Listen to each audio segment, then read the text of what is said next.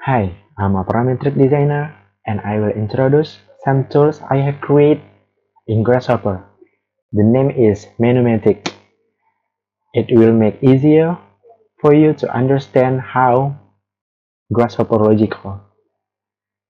But I will explain this in Indonesia because my English is not good enough. But don't worry, I think you can understand this just from what my screen show to you. So let's start. Oke, kita mulai. Di sini kita mulai dari bagaimana proses parametrik itu terjadi.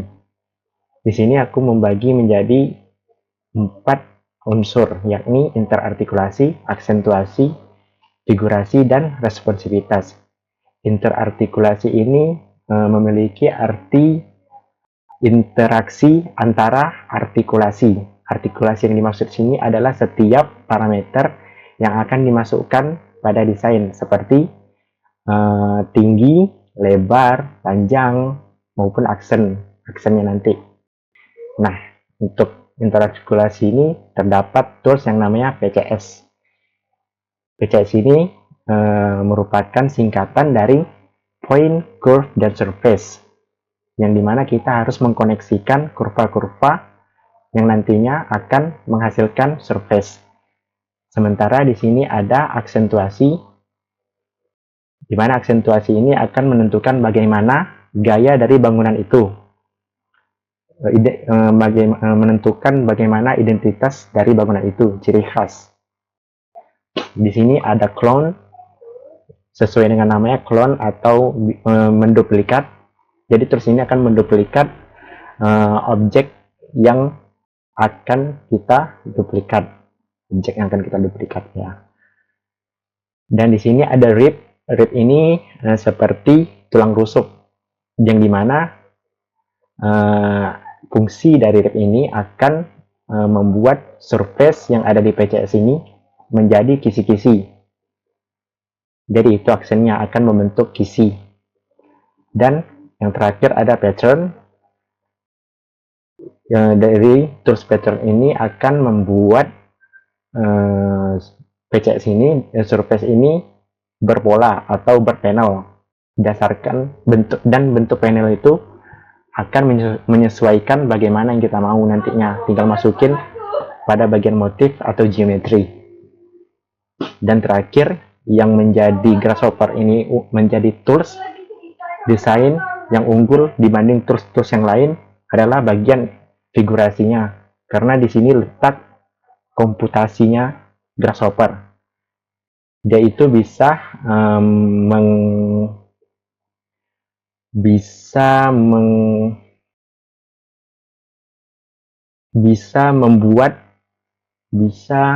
memfigurasikan suatu desain secara komputasi.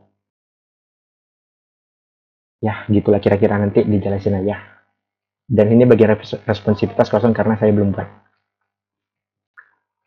Oke, dimulai dari PCS. PCS ini yang tadi kita bahas, point, curve, dan surface. Yang dimana kita harus, untuk melihat hasil dari PCS ini, kita harus memasukkan data berupa CH atau horizontal curve, terus ada CV, vertical curve, V1 dan V2. V ini value-nya, ini jumlah panel yang akan dimasukkan nanti. Oke, kita mulai aja. Sebelum itu kita harus membuat kurva yang ada di Rhinoceros. Oke, mungkin kita mulai dari bentuk sederhana aja. Kita mulai begini, kurvanya sederhana.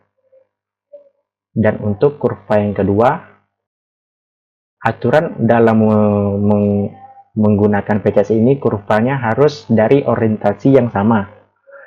Seperti misalkan kurva pertama dimulai dari kiri ke kanan. Jadi direksinya itu harus sama kedua kurvanya.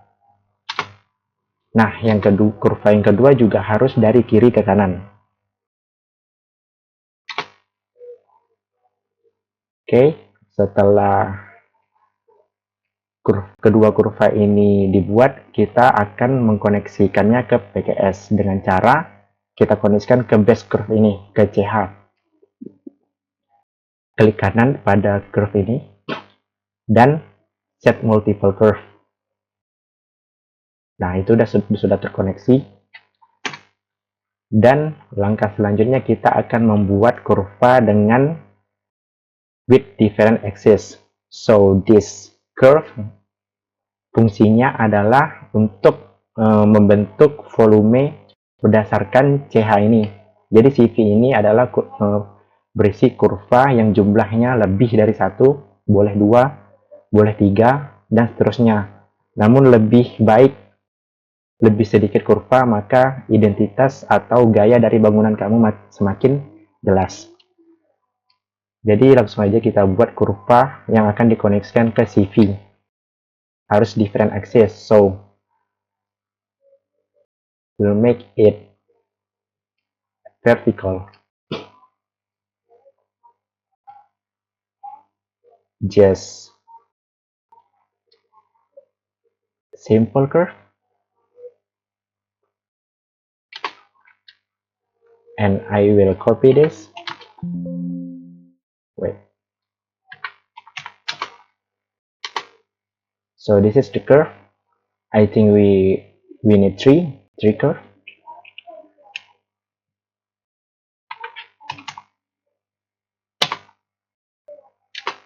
Okay. So we selected these three and then connect it to vertical curve. Okay. Saat CH dan CV-nya sudah dimasukin data kurvanya, maka selanjutnya kita akan mengisi V1 dan V2. Misalkan kita mau panel untuk V1 itu 12 dan V2 sama aja dulu. Nah, ini sudah bisa dilihat, sudah terkoneksi. Sekarang kita lihat bagaimana hasilnya. Nah, sudah terbentuk surface, dan ini bisa kita edit real time. Mau editnya di Grasshopper atau di Rhinoceros. Untuk contoh, kita edit di Rhinoceros-nya secara manual. Misalkan bagian kurva, kan ini ada dua kurva, kita edit salah satu, misalkan begini. Nah, dia bentuknya itu akan menyesuaikan dengan bentuk kurvanya, jadi ini sangat fleksibel. Atau seperti ini. Jadi dia akan mengikuti data kurva yang dibuat di awal tadi. Atau kita mengubah bentuk dari CV-nya. Kan ini semuanya sama bentuk CV-nya. Bagaimana kalau kita rubah salah satunya? Maka bentuknya akan seperti ini. Wah, tapi ini terlalu tinggi, mungkin lebih rendah. Oke, kita dapat surface-nya. Anggaplah seperti ini desain yang kita mau. Terus selanjutnya, kita bagaimana cara mengatur di Grasshopper-nya. Untuk mengatur di Grasshopper-nya, kita dapat mengatur bagian panelnya. Ini panel 1 dan ini panel 2. Jika kita tambahin value bagian V1, maka bagian yang ini akan bertambah. Dan jika kita menambahkan bagian V2, maka panel bagian direction yang berbeda juga akan berubah. Oke, itu penjelasan tentang pitches atau PCS, point, curve, dan surface. Selesai dengan ini, kita lanjut ke tools selanjutnya, yakni rip. Rip ini kita membentuk kisi pada surface yang kita buat di PCS tadi, dari ini. Jadi yang awalnya ke sini, terus dari rip ini kita akan mengkoneksikan bagian situ atau curve itu ke sini, ada situ juga, jadi dikoneksikan. Oke, untuk thickness ini ketebalan. Untuk jerip ini kayak seperti memberi aksen gerigi pada desain. Oke, kita akan melihat bagaimana cara kerjanya. Dan ini hasilnya. Jika kita merubah parameternya. Nah, ini contoh parameter yang sering digunakan arsitek-arsitek luar untuk membuat bench atau kursi parametrik membentuk kisi begini. Jadi kalian bisa menggunakan tools ini untuk membuat furnitur yang sifatnya kisi. Dari kisi ini kita dapat mengatur jumlah kisinya ini berdasarkan dari PCS tadi. For example, jumlah banyaknya seperti ini.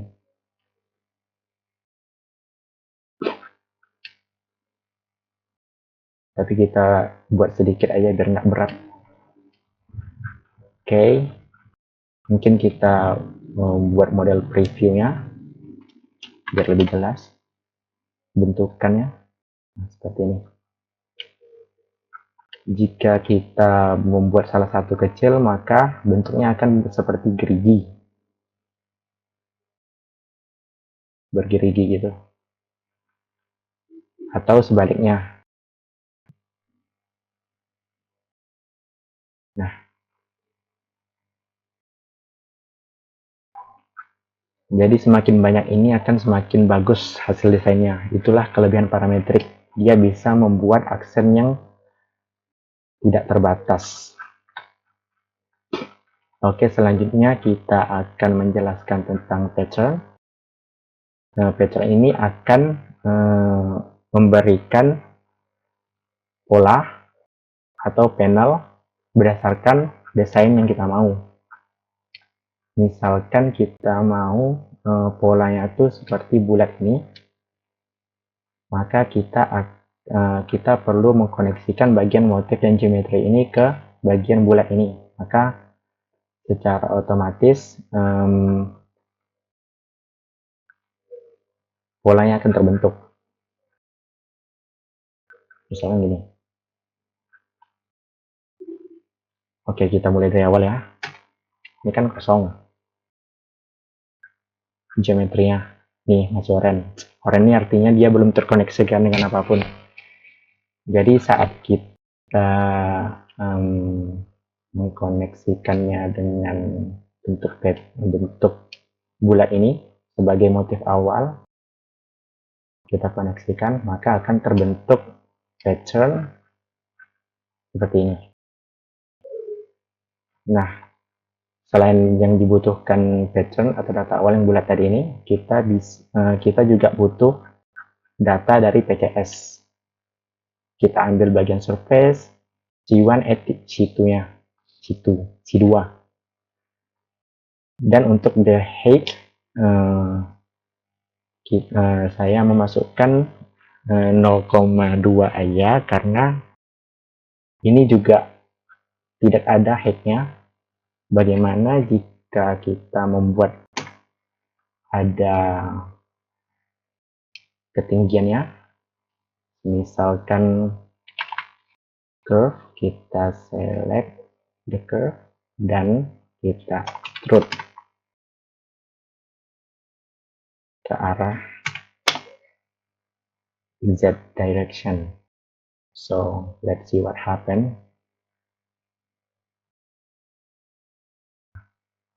The height-nya ada. The height itu maksudnya ketebalan. The thickness. Different case width. We connected just the curve, just the circle. Dan kamu bisa menggunakan pola lain selain bulat seperti, for example, polyline, ya, something like that. Set one curve,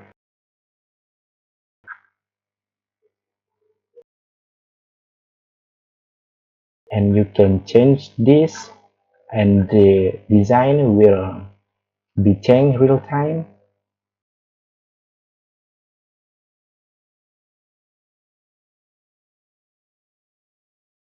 Oke, ini cukup memudahkan bagi kalian untuk explore lagi bagaimana ciri khas dari desain kalian. Oke, ini clear. Oke, kita masukkan dulu bagian circle tadi. Sorry. Wait.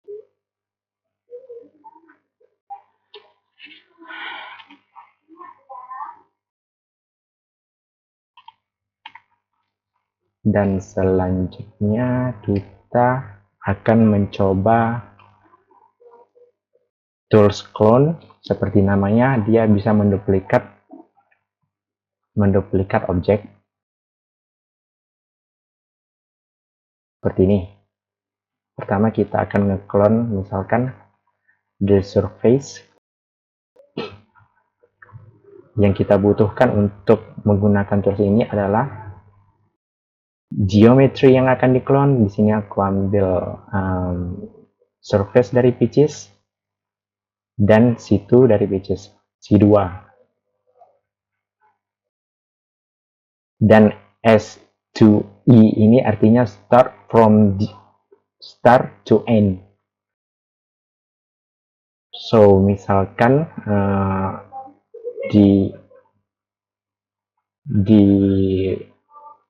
parameter 0, it mean clone start of the curve.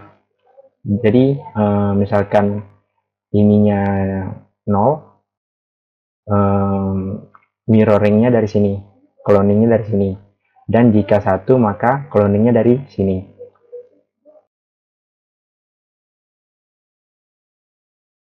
Nah, jika parameternya 2, clone-nya akan ke negatif axis. Negatif axis ini artinya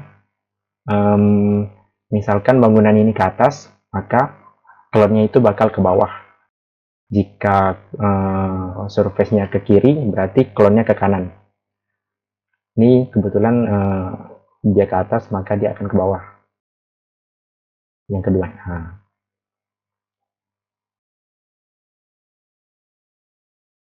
Oke. Untuk selanjutnya ini or ini artinya dia itu nge-clone-nya mirror atau continue. Mirror di sini maksudnya false, artinya mirror. Jadi dia nge-mirror objek awalnya. Objek awalnya kan ini. Nih, objek awal. Jadi dia mirror objeknya. Sementara berbeda dengan continue clone. Continue clone tuh dia nggak nge-mirror, cuman meneruskan tanpa memirror. Jadi dia kayak nge-rotate gitu. Can you see that different?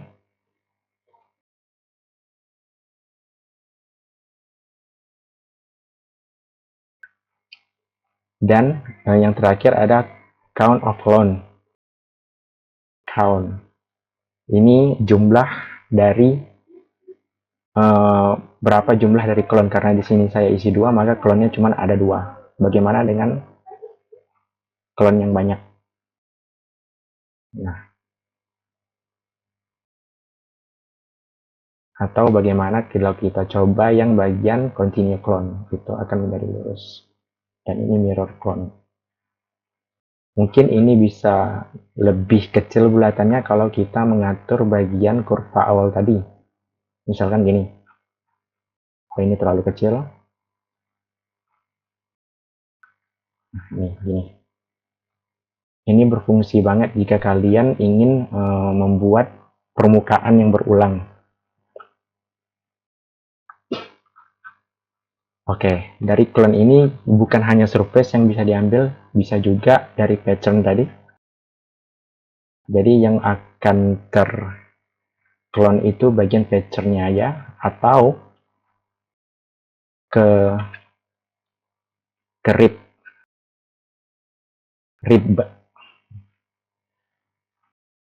Nah, yang bagian terclone adalah bagian rib.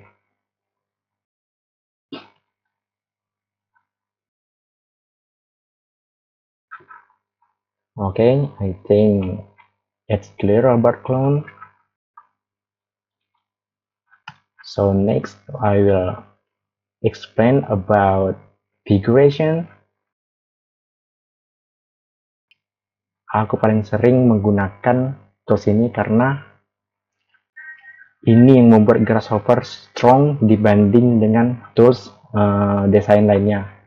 Dia itu bisa mengfigurasikan sebuah desain secara komputasi. Beda hasil desain komputasi dengan hasil desain manual. Jadi dia itu, untuk contohnya saya mengambil curve yang ada di PCS tadi. Contohnya gini.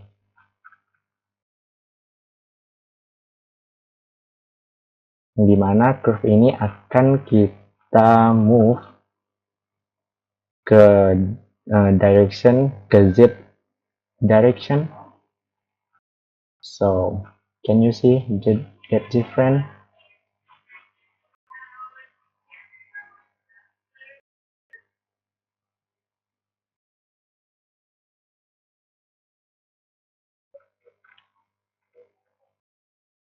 How if we membuat ini lebih banyak? Jadi kalian akan melihat bagaimana figurasi ini berperan. Di sini figurasinya ada minimal value, minimal value. Ini 0, makanya di bagian awal dan akhir ini dia tetap menyentuh kurva tadi. Jika kita menambah ini, maka dia terangkat. Nah, ini minimal value dan ini maksimal value. Jadi yang paling tinggi adalah 10 ketinggiannya. Misalkan 10 meter.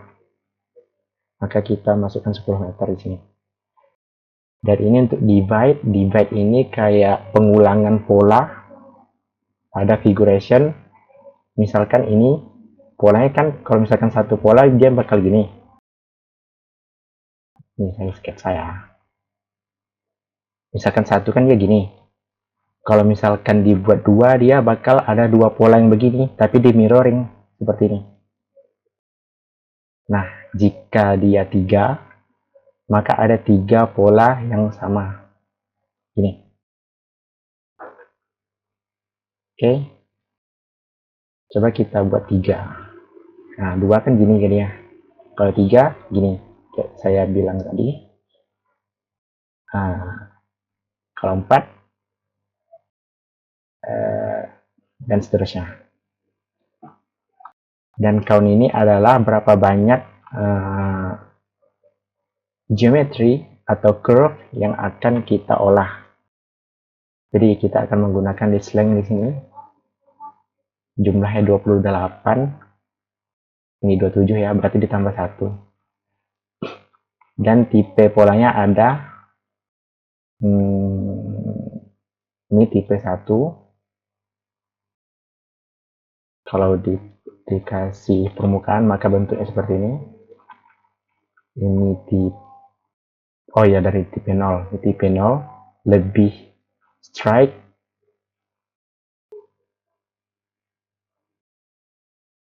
Tipe 1 ini lebih dynamic, tapi terlalu dynamic.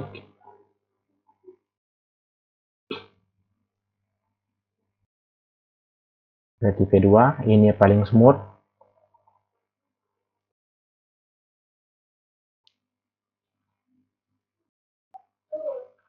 Tipe 3 ini lebih kecil bagian dinamiknya.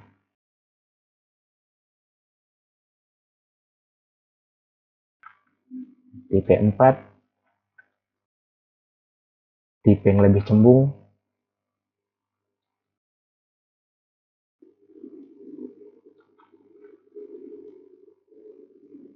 Oke, sampai tipe 4. Nah, mungkin kita akan mencoba kasus lain.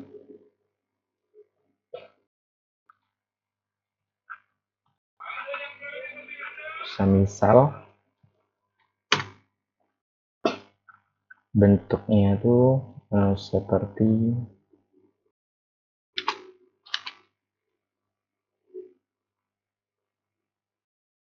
nih.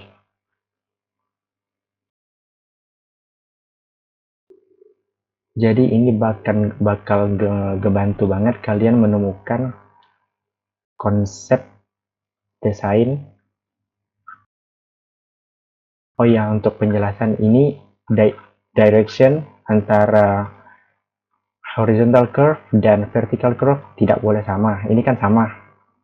Ini nggak bakal working di PCS-nya. Ini kan sama. Arahnya sama maksudnya. Begini. Nah, ini juga begini. Jadi kita harus membuat salah satunya tidak sama. Nah, ini kan agak sedikit beda.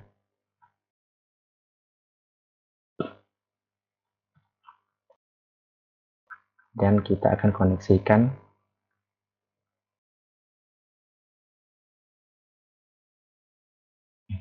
sorry. Okay, let's see what happen. Bentuknya seperti ini. Ini udah bisa kayak buat istana, nanti lah dicoba. IKN. Nah kan, jadi IKN pula.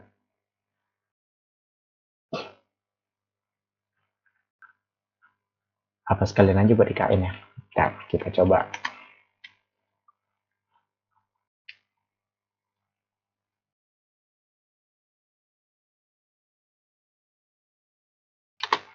Nah, bentuk IKN kan gini.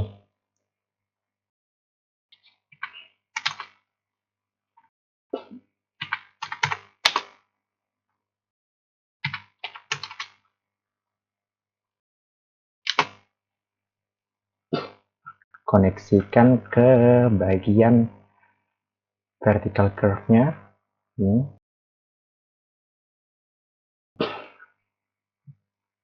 Oke, nge-lag.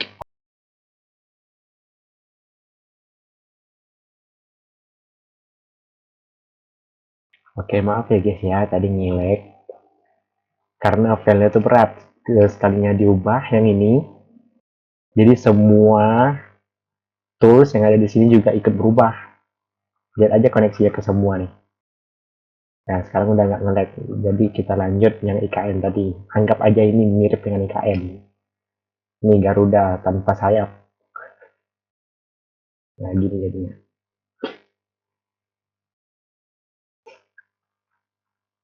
Atau mungkin kita bisa lihat yang bagian pattern.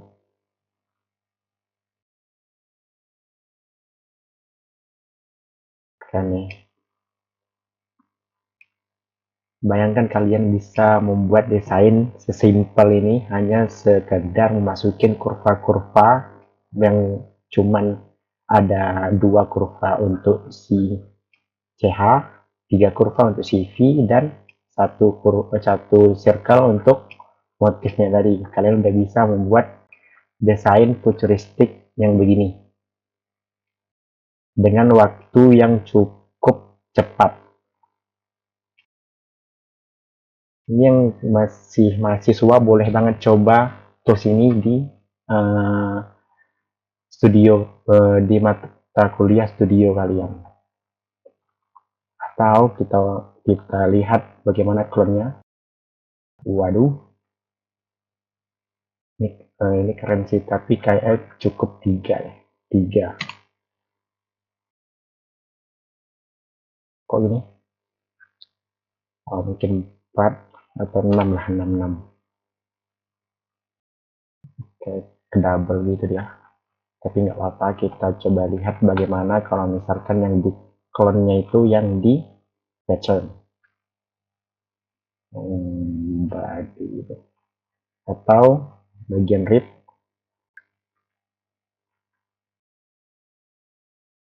It's pretty cool, I think.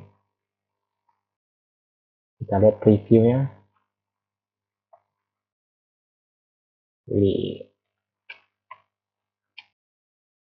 Jadi tools ini sangat mempermudah kalian untuk membuat desain parametrik dan juga mempermudah kalian untuk memahami logika dari Grasshopper, bagaimana cara memasukin parameter-parameternya, bagaimana fungsi dari komponennya, dan apa yang dihasilkan dari komponen itu.